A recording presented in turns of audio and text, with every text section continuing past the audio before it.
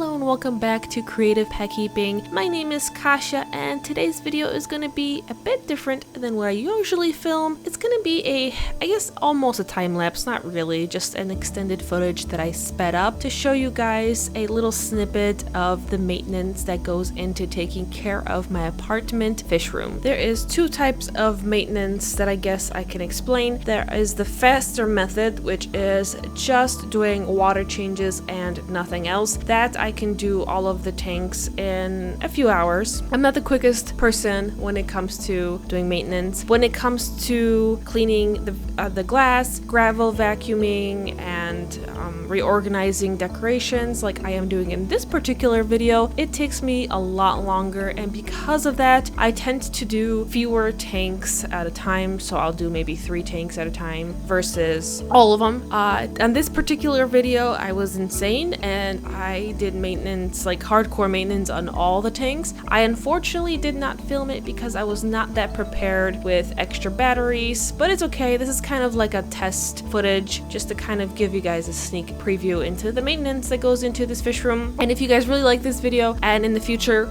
would like for me to film a more comprehensive and extended entire fish room maintenance video, then definitely let me know down in the comments below. I actually wanted to try to make this video for the longest time, but 2 factors kind of got in the way. One is I feel kind of really self-conscious of filming myself in my entirety. I tend to try to film myself in flattering angles like most people on YouTube do, because I guess, you know, we're all insecure in a way. But today I'm overcoming that. You guys will get to see what a potato I am, and also how I waddle around like a duck because I have a foot issue since I was a kid, actually.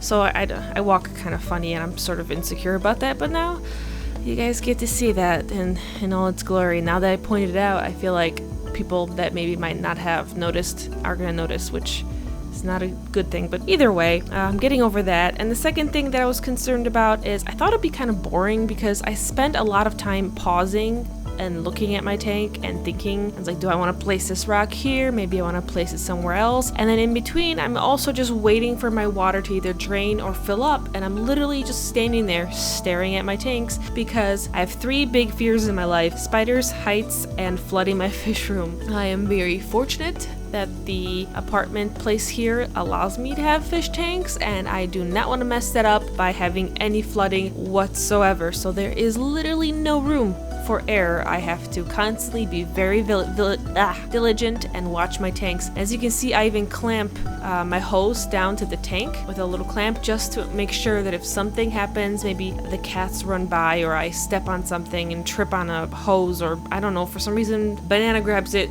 who knows, there's no chance of the hose coming out and starting to spill water everywhere. I think as YouTubers, fish keeping YouTubers, pet YouTubers, I think it's very important to show the kind of maintenance and work that goes into maintaining our pets, especially because in attempting to prove to the internet and the world that we are competent and capable enough to take care of the larger than normal quantity of animals that we have. In this case, I have a lot of fish. Oftentimes I feel like we make it sound too easy, like, oh, you know, I've got this, I have it under control, oh, I just, you know, do all my water changes in like an hour, or, you know, I clean all my tanks in half an hour, or, you know, 2 hours, and kind of makes it seem a lot easier. I mean, granted, in terms of fish tanks, it's not the most difficult thing in the world. You use the same supplies for all the stuff you do, and it's not difficult, but at the same time, it is a lot of work, and there are times where life gets in the way and you don't want to do it, and you have to regardless. I think it's also good to look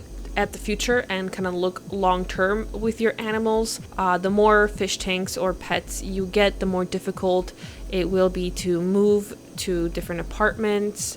If you can get a house, that could possibly work out, but that's usually not an option for a lot of people. I know a lot of my audience is younger, and if you acquire a bunch of animals when you are, you know, middle school, high school, when you end up going to college, that might become a problem as well, because then you're either your family's stuck taking care of your animals, or you can't take them with you because of a dorm, or you do have to move everything, and just moving everything is a huge hassle. Like for me, I dread the idea that I'm gonna have to eventually move all of these tanks if I have to move to a different place, because I mean that's a lot of work. Last time I had half the amount of tanks the first time I was moving, and it was still a huge pain in the butt to do it all. One thing to think about that I think really helps me is, instead of saying to yourself, I really want this animal right now, you can tell yourself, can I wait to get this animal in the future, a few years from now, maybe 1 or 2